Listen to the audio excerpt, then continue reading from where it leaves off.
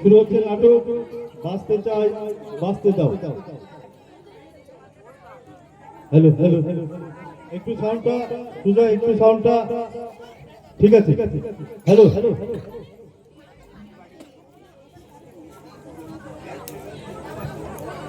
We won! We won! We won! শুধু নাট্যমোদী বন্ধুগণ, সকলকে দীপাবলির প্রীতি শুভেচ্ছা ও হার্দিক অভিনন্দন জানিয়ে শ্রী শ্রী ঠাকুর পরম পুরুষ রামকৃষ্ণ পরমহংস দেবের পদপদ্মে প্রণাম জানিয়ে শুরু করছি নাটক বাঁচতে চাই বাঁচতে দাও। রচনা ও নির্দেশনা সৌমিল সরকার, অভিনয়ে মঞ্জুরি সরকার, সৃঞ্জিনী সরকার, পারমিতা গাইড, সুনন্দা মণ্ডল ও শ্রেয়া গাইড। শুরু হচ্ছে আমাদের নাটক বাঁচতে চাই বাঁচতে দাও। ধন্যবাদ সকলকে। শুধু বাংলায় নয়, ভারতবর্ষ সহ গোটা বিশ্বে তিলোত্তমা হত্যাকাণ্ডের বিরুদ্ধে যে প্রতিবাদ চলছে, সেই প্রতিবাদে নিজে একজন প্রতিবাদী হিসেবে অংশগ্রহণ করতে পেরে নিজেকে ধন্য মনে করছি। দোষীরা যতদিন না পর্যন্ত উপযুক্ত শাস্তি পাচ্ছে, এই আন্দোলন চলছে, চলবে। আজ আমরা আমাদের মধ্যে পেয়েছি বর্তমান বাংলার অন্যতম জনপ্রিয় নেত্রী অনুসূয়া মহাশয়াকে। এবার অনুসূয়া দিদিকে কিছু বলার জন্য মাইক্রোফোন গ্রহণের অনুরোধ করছি।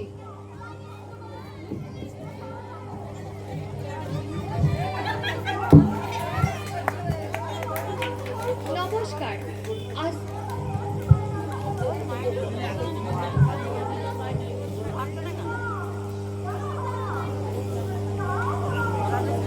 নমস্কার। আজকের এই বিচার সভায় উপস্থিত সকলকে যথাযথ সম্মান জানিয়ে ও আমাদের সঞ্চালিকা মহাশয়া অর্পিতা দেকে ধন্যবাদ জানিয়ে আমি দু চার কথা বলতে চাই। বন্ধুগণ, বর্তমান বাংলায় রক্ষকে যে ভক্ষকের ভূমিকা গ্রহণ করেছে, তাই তিলোত্তমা হত্যাকাণ্ড আমাদের চোখে আঙুল দিয়ে প্রমাণ করে দিয়েছে। তাই আমরা এই অন্যায় অবিচারের বিচার চাই।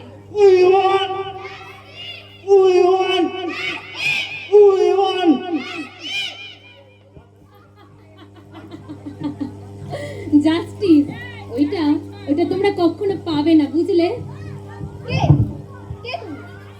তুমি কি জানো না এখানে বর্বর কাণ্ডের বিচার চলছে?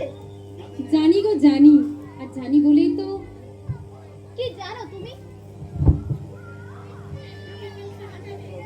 ঘুমিয়ে পড়েছে বিবেক বাবু, সত্য বাবু, মিড ডে মিল রাধে। তাই তো বিচারের বাণী নিরবৃতে কাঁদে। তাই জাস্টিস। আমরা তো এই বর্বর কাণ্ডেরই বিচার চাই। বিচার তো আমিও চাই।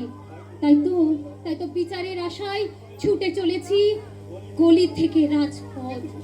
কিন্তু বিশ্বাস করো, বিচারকে আমি কোথাও খুঁজে পাইনি, জানো তো?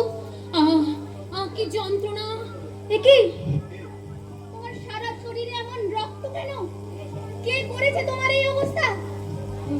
তুমি কে? আমি কি যন্ত্রণা! অসহ্য যন্ত্রণা! অমৃতাদি তাড়াতাড়ি এসো, এটাকে হসপিটালে নিয়ে যেতে হবে। ধরো এটাকে ধরো। কে আপনি? আপনার এমন ক্ষতবিক্ষত অবস্থা করেছে কে? তুমিও ওকে চিনতে পারলে না নেতা বাবু? বসিরহাট, বনগাঁ, ব্যারাকপুর, বারাসাত। তার মানে তুমি আপনি আমাদের উত্তর 24 পরগনা। শান্তি, এতক্ষণে তুমি অন্তত আমাকে চিনতে পারলে, এটাই আমার শান্তি।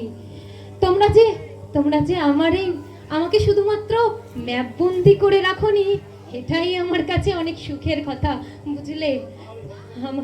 আমার এই হতভক্ষ মুখখানা না তোমরা তোমরা মনে রেখেছো, এটাই এটাই ধন্যবাদ তোমাদেরকে। কিন্তু কিন্তু আপনার এই অবস্থা কে করলো? তোমরা। হ্যাঁ হ্যাঁ তোমরা, তোমাদের মতো নেতাদের জন্যই আজ আমার। কি বলছেন আপনি এসব? হ্যাঁ ঠিকই বলছি। বৃহৎ কলকাতা গড়বার নেশায় তোমরা নির্বিচারে আমার দেহ থেকে কেটে নিয়েছো একের পর অঙ্গ। কখনো কখনো বিধাননগর, কখনো বরাহনগর, কখনো বাগুইয়াটি, কেষ্টপুর, এমনকি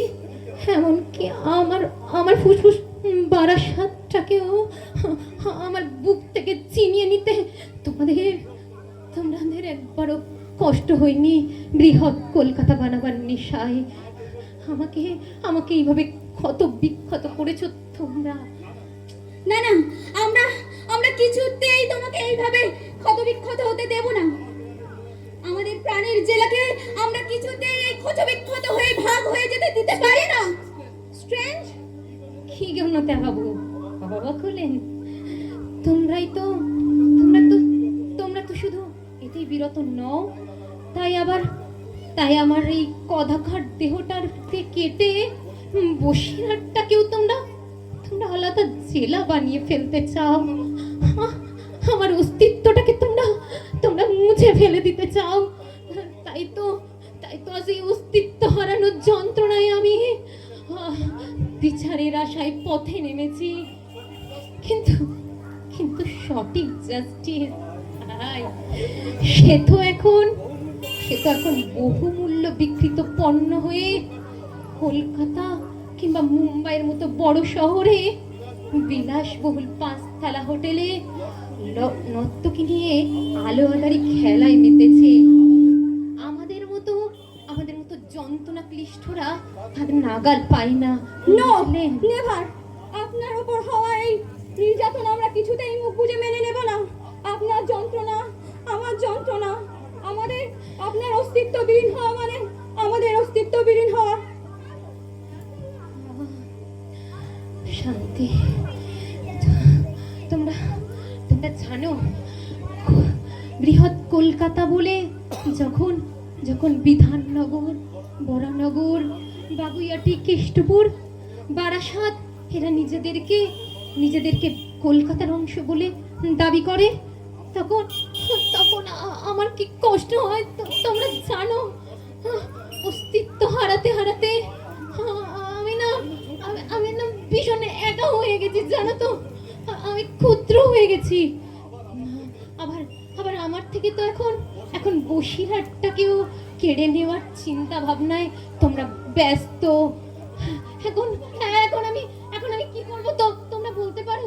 এবার আমি পার্লামেন্টে দাঁড়িয়ে আমার প্রিয় জেলার জন্য হাত জোড় করে না মাথা উঁচু করে বলবো, মাননীয় মুখ্যমন্ত্রী, আপনি প্রয়োজনে উত্তর 24 পরগনা 1 অথবা 2 প্রশাসনিক সংগঠন করুন।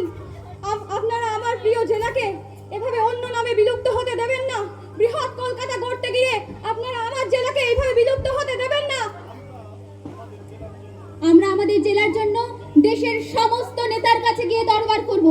আমরা আমাদের জেলাকে কোনোভাবেই খণ্ড বিখণ্ড হতে দিতে পারি না। উত্তর 24 পরগনাকে উত্তর 24 পরগনার মতো বাঁচতে দিন।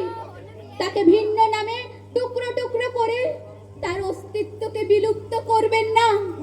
We want justice for not 24 Pargana.